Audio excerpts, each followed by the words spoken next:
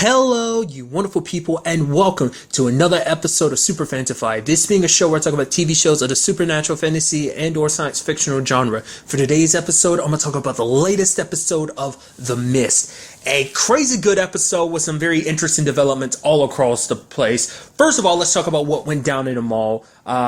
First of all, let's talk about, Eve admitting, yeah, she's actually glad that Kevin isn't here. Because, at the same time, it's you understand why she's mad. You partly, you can't blame Kevin for what went down, but at the same time, it's Kevin did go behind her back. She was strictly said, no, Alex can't go to the party. You let her go, and then it led to this terrible thing happening to her. So it's you can understand why she's so mad at Kevin. Because in her eyes, it's Kevin is a kind, sweet man. He's a wonderful dude, and he loves his daughter unequivocally, but that love can kind of be a double-edged sword because the fact is because he kind of needs that love. That love is what makes him the good guy that he is, and constantly striving to be that good guy also comes with a side of always trying to be Alex's best friend, of never being, because he loves her so much he can never say no to her. And because obviously there's the big thing, because Eve is always seen as oh, she's a strict bitchy mom, while Kevin's the awesome cool dad. So when it comes down to it, you do see moments where it seems and there's been moments where it seems she would love it rather to be there with Kevin rather than be there with Eve.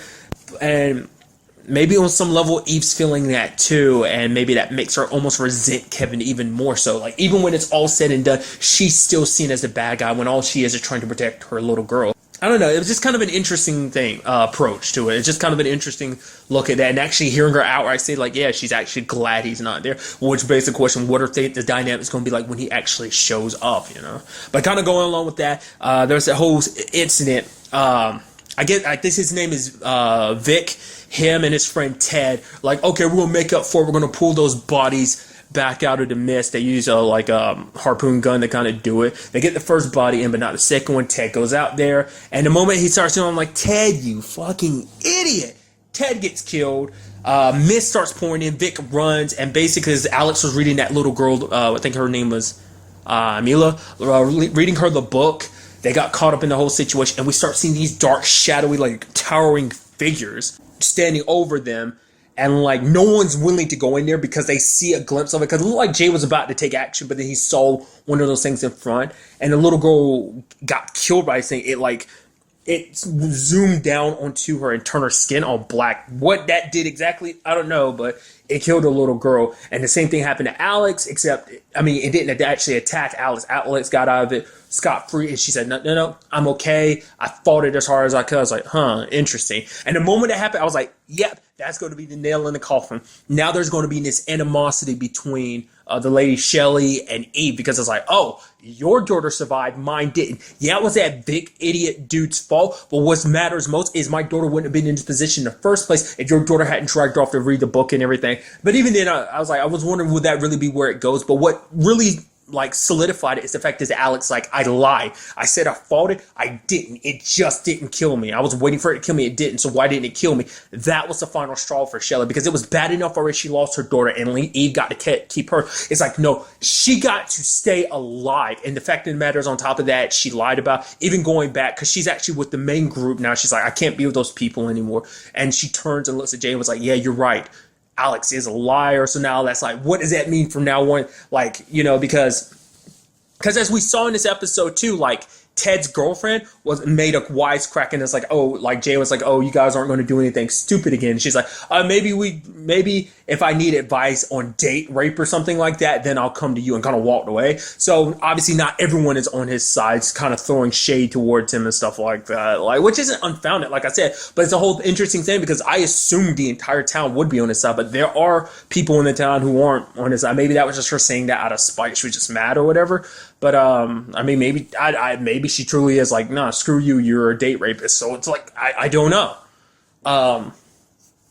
But then for Shelley to be like, yeah, you're right, she's a liar. Now I'm kind of thinking like, from now on, everyone's going to vote. It's like, oh, don't trust Eve. Ooh, don't trust Alex. They're liars. Oh, yeah, she got sick. Yeah, that thing didn't kill her. Why didn't it kill her? Oh, she must have some connection to this. Maybe we should toss her out there and test it out and see whether the things kill her or not. Might be a possibility, because some people might be like, well, she was out there in the mist before coming in here and she warned us about everything, right? Well, it's like, well, why didn't they kill her earlier when she was out there? Now it had the opportunity to kill her. Now it didn't. Ooh, something's up with her. So there's going to be that speculation. And then I'm sure there's going to be people questioning the whole, like, it's like, oh, were you really raped, or did you just get drunk? Blah, blah, blah. What people like, what Connor and some others have kind of been saying anyway. So it's definitely going to get even harsher for Eve and Alex going forward, especially because Alex said that in front of Shelley. That was just, like I said, the final straw, so. And the ultimate question is, why didn't it kill Alex? What is it about Alex? Because obviously the other side of this episode is we have Natalie kind of, quote unquote, going crazy. The father is he's looking at this as like Judgment Day. He's like, I never really believed too much in Judgment Day. Obviously, I'm a father and everything, and I've read the Bible and stuff like that, but I never really believed in Judgment Day. And I'm guessing this is it. Together, I'll save your souls. But, Natalie's like off on her own. She's like, no, this isn't, Judgment Day. And she's like looking for a sign. I didn't even correlate it until she pointed out, she's like, the moth that popped up last episode, the same moth that popped up on her hand. But I could have sworn that one got eaten by or is she talking about a different point in time? But wasn't that one eaten by a frog? Maybe that's supposed to add to the whole fact of she might be crazy, because the fact is that that moth got eaten. So it's like, how can you say it's the exact same one? But nonetheless, she gets a spider. She starts taking care of it. She even starts bringing up Black Springs over and over again. And the father's like, shut up. Shut that crap down, because you're terrifying people. It's like, let me save your soul. The fact of the matter is, you're looking for all these answers. Like, where you'll find the answers? The Bible. The Bible will show you, because at the same time, it's like he's looking at it, it's like you're just a woman that's lost and you're suffering. You lost your husband. You're just looking for answers all over the place. It's like where you should be looking in God, and let me help you find God and save your soul, type of thing. So it was just kind of interesting, because the whole situation took a very different perspective. Like, I thought that's where she found religion. Like I kept bringing up the comparisons of the Marcia Gay Harden character. I don't remember if the character was exactly like this in the movie, or was just like outright religious, whatever the case may be. But it seems like she's kind of starting her own thing of like, oh yeah, there's more to this myth than you know. Because the fact of the matter is that it's trying to show us something. And the fact of the matter is, the reason why it did it, that whole thing sprouting wings from Mikhail's back last episode, was because, oh yeah, there was something it needed, it needed to. Like, Mother Nature is never wrong. That anytime it does something for a reason. So it's like, it's not going to hurt us or something like this unless it needs. It's a whole thing. So more and more Natalie goes on, the more she seems crazy.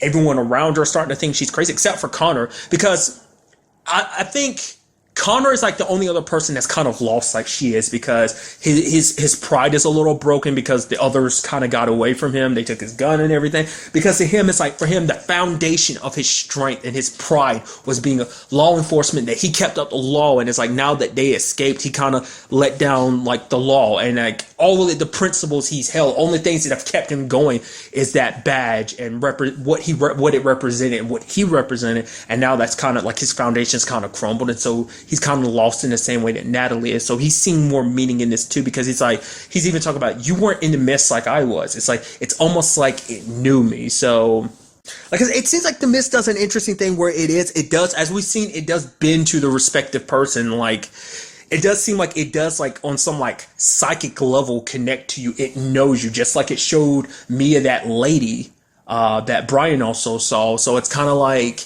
it definitely knows you and knows what to show you to kind of pull you in. So, and then there's the whole thing of like, the father, he killed the bug, because this is all about him maintaining control. And it's something interesting too that I thought was kind of interesting, because you're hearing the actors, the actor who plays Natalie and the actor who plays the father, kind of like going back and forth of like, oh yeah, like it's a divide, and it's like you're seeing it more and more. And I mean, as the episode progresses, of it being like, hey, like, he's like, don't follow this non-believer. This is kind of like, basically, this is the devil's work. I seen the devil in what, it did to Mikhail last episode. So it's like, do not follow this false prophet route. Exactly that's exact words coming from that dude. And the fact is, he said, like, no, you reached me, Father. I was unreachable. And some people might even go as far, an outsider might look at what you did as cruel, but I'm like, what the hell does that mean? Does that mean like some very, I don't know whether it's like a very appropriate kind of reached him,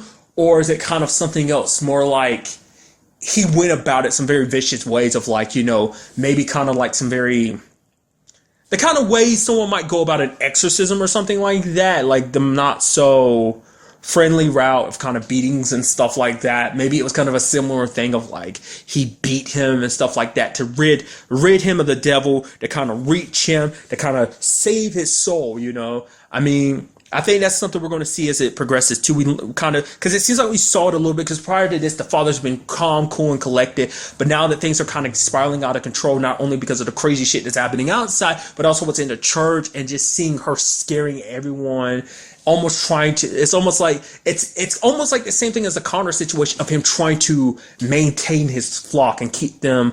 It's like the only way you can be saved is through me and God. I will do my best to save your soul, type of thing. It seems like he is trying to keep control, and that's what it seems. Like I said, it seems like the same thing that was happening to Connor, but it seems like Connor's kind of let that go a little bit as he's spending time with Natalie, because obviously the father squished the bug, which is kind of like, hey, you're seeing that more like aggressive side to him, and I think we're going to see even more so of it as time progresses, because he's like, no one's interested in what you have to say or show, Natalie. No one's interested in getting more and more aggravated and agitated. And I feel like definitely going forward, currently the only two people there on that side is Natalie and Connor, but who's to say she won't kind of convince others, especially the boy that's, I think the only one that's 100% on the father's side is the boy that was kind of like, oh yeah, well, dude, I don't need to say boy because I don't know how old he is, but it's like, yeah, the father is the right way. Natalie is like, no, she's just a misguided false prophet. Don't listen to her words, type of thing. So I'm very interested to see where that goes. Like I say, it's just I think I got some of the gist of it right about what direction her character would take, but it went in a different direction than I really thought. I did not know that I thought she would turn to religion, like, oh, God, but it's like, she found God, just a different God, whatever is in this mist and what's represented of this mist. So, and then finally, we had the whole story with Kevin and the others. We learned more about the fact is that cards aren't working because of the mist. Like, a lot of cards have been shut down. There have been very few. They meet up with a dude, Clay. I assume the reasons behind that is because the way he was talking about the fact is the reason why the car he's driving now works is because it's got old circuitry in it and stuff like that. Because the guy he got it from was like, oh yeah, not have to worry about aliens tampering with it. So it's like, it makes sense that cars wouldn't work, because that's kind of what was the issue with the radio. Clint was trying to use. And that still hasn't come back up. I guess just no one really, because I was wondering, I was like, the moment Eve starts waving around the gun, I'm surprised no one said anything, but it's like, I don't know. Not because I'm not remembering it right. So maybe the lady that was like, oh, where's Clint, is the same lady that died in the bathroom with the other soldier dude. So maybe that's the case. But the radio wasn't necessarily working. So it's like, yeah, you can definitely see that. The fact is, there are electronics kind of starting to wear off and stuff. Because the church had nothing but candles and stuff, right? Anyway, there was no actual lights on. So it's hard to know. Yeah, because the mall has backup generators activated, doesn't it? Maybe it does. I don't remember. Maybe those are just its natural lights. Nevertheless, but the guy they met named Clay, he's looking for a son. Immediately, everyone recognizes oh, this is the boy that we just met earlier. He's dead. Looks like he got ran over. So probably someone trying to get away ended up running him over because he's in his bike. Kevin didn't want to tell him, but eventually Mia was like, yo, we got to tell him, because Clay's not going to take them to the mall because he needs to save all his gas to look for his son. Turns into a struggle. Brian kind of gets shot in the leg, and obviously, I was so certain what was going to happen is he was going to end up turning the gun on himself, picking up the gun and turning on himself, but he didn't. He's decided hey, I have to have faith that my son is still alive, so he's going out into the mist to find him. And maybe he will to a certain extent, in the sense of the mist, as we see, the mist can mess with your head, so it might take on the form of his son just to ease it. Like, we still don't understand why it picks and chooses for certain people. Like, there was the bodies. Like, I still believe, like, the mist doesn't mess with dead bodies, because either there has to be something inside of a person that the mist wants, the reason why they do it. Like, I mean, at one moment you're ripping people apart, like you ripped apart the dog in the first episode and that mom, but then like you do what you did to Mikkel. Maybe that was all supposed to be like a sign. It's like, oh, this is the sign specifically that Natalie needed. Maybe that was a specific reason, or at the very least, that's what Natalie's looking at. It's like, oh, it took on that particular form, growing the wings out of Mikkel's back, because I'd already caught the sign earlier because it was the moth on his back, butterfly or whatever on his back anyway. So it's like, for her, maybe she looks at it as like, this is some grand sign of like, I saw the tattoo and I saw the moth before, and now I see the tattoo, and now I see the moth again. It's provident, divine providence in its own right, so. But why not take Alex? Like I say, is there something inside? Or maybe it did something to Alex without her realizing. Like, the fact of the matter is, maybe it possessed her, maybe it didn't. I don't know. Like, we still don't know how the mist works. So maybe Clay will end up finding a son. Maybe he'll just kind of be wandering around. I mean, he survived up to now, but I mean, who's to say whether or not that'll last? We'll just kind of have to see as the others kind of leave. I mean, it's understandable why Kevin didn't tell Clay. I mean, because it's like, I didn't want to dash this over, because he tried his best to work around it. It's like, part of it, because of the fact of the matter is, he didn't know how he would react, because it's like, the last thing he would want to know as a father is like, yeah, your daughter's dead. Like, give up all hope. It's like, he wanted Clay to keep on to that hope, and so Mia was just like, no, we're wasting time here. He's going to leave without us, so you need to tell him the truth. So things could have ended a lot uglier than they did. So luckily, it kind of ended okay in that situation. And kind of going back to it, I almost let it slip my mind. I can't forget the big important thing about Victor getting kicked out. I mean, Alex from Continuum, getting kicked out. It came to a vote. Initially, Jay's like, are we really, shouldn't we wait for somebody to do this? Like, but then Ted's girlfriend Zoe's like, really? Oh, wait for your dad? Oh, why? This is a decision he'd make because he's not such a pussy like you. He was like, I mean, obviously you can't blame her. She lost her boyfriend and everything, because she literally had just talked about Vic, and like Ted always listening to the stupid things Vic does or says, and it's like Vic and them were trying to make up for the stupid thing they had done previously, and it ended up getting someone killed. So it's like someone she loved. So not everyone voted to kick him out. Some people, but majority did. Even the main guy, like I said, I think his name is Gus, and even Jay's looking around like, really, like, what the hell is wrong with you people? And he's like, you're killing me, right? And the moment he gets outside, they give him stuff to kind of defend himself and stuff like that. He's like, fuck you, fuck all of you, and kind of goes deeper into the mist. So it's like, the fact of the matter is, yes, he messed up big time. It got someone killed, but it was a mistake. I mean, the fact of the matter is, what this is also doing is setting a precedence of like, it's easy to be on the other side, like, yep, you got to go because you're causing trouble. How are you going to feel the exact same way when it's your time, or are you going to be like, nope, I messed up, I have the right to be punished, I knew the rules? It's like, no, you're going to fight tooth and nail to stay in the mall.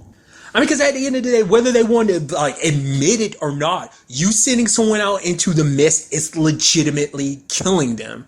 Whether you want to like, you want to think of it as like, oh, they broke the rules or not. Like, oh, this is the rules we set. You shouldn't have a rule set up like that. Like, lock someone in a room, put them in a jail cell or something like that's the most ethical. But sending them out there to die because of an accident, it's like he feels bad enough because that was his friend that died. Like, and also it wasn't just him. Like, it was a joint effort. His friend at any point could be like, nah, dude, I'm not doing this. You do this on your own. But he did it too. Once again, Zoe's hurting. Everyone's just like, oh my God, like, because of you, not only did Ted die, but the little girl died too.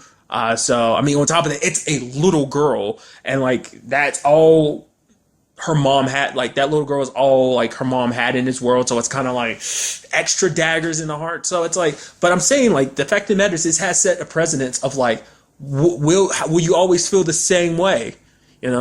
I mean, the time will come when there'll be other people like, be like, no, come on, don't do this. Please don't do this. Please don't do this. It's like, you're killing me if you do this. It's like, I think some people are going to try and push that out of their mind that doing this will mean killing somebody. Whether you're, it's not like you're there killing them yourself, but you're still an accomplice to them dying. And at the end of the day, in situations that's like this, it's like, hey, can you live with yourself? Live with the decisions you made. You don't have to deal with it now, but when it's all said and done, you'll have to face the fact that you're responsible for some people dying. So, just like I said, great episode overall. Just like some incredible developments all across the front, and I'm very interested to see what goes down in the next episode. But really, that's all I want to talk about in this episode. Till the next time we meet, be happy, be safe, love life to the fullest, and enjoy it. Good day and good